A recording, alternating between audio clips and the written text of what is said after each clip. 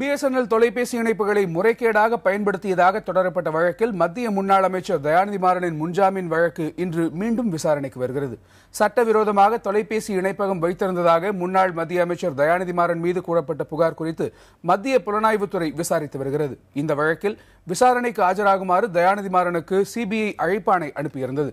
இதனையடுத்து தயாநிதி மாறன் முன்ஜாமீன் கோரி சென்னை உயர்நீதிமன்றத்தில் மனு தாக்கல் செய்தார். அவருக்கு கடந்த ஜூன் மாதம் 30ஆம் தேதி முன்ஜாமீன் வழங்கி நீதிமன்றம் உத்தரவிட்டது. பின்னர் ஜூலை மாதம் நடைபெற்ற சிபிஐ விசாரணையின் போது தயாநிதி மாறன் போதிய ஒத்துழைப்பு தரவில்லை என்பதை சுட்டிக்காட்டிய சிபிஐ அவரை காவலில் வைத்து விசாரிப்பது வசதியாக அவருடைய முன்ஜாமீனை ரத்து செய்ய வேண்டும் என்று மனு தாக்கல் செய்தது. இந்த வழக்கில் இன்று தீர்ப்பு வழங்குவதாக நீதிபதி வைத்தியநாதன் தெரிவித்திருந்தார். இந்த நிலையில் முன்ஜாமீனை நீட்டிக்க கோரி தயாநிதி மாறன் சார்பில் தாக்கல் செய்யப்பட்டிருந்த மனுவும் இன்று விசாரணைக்காக வருகிறது.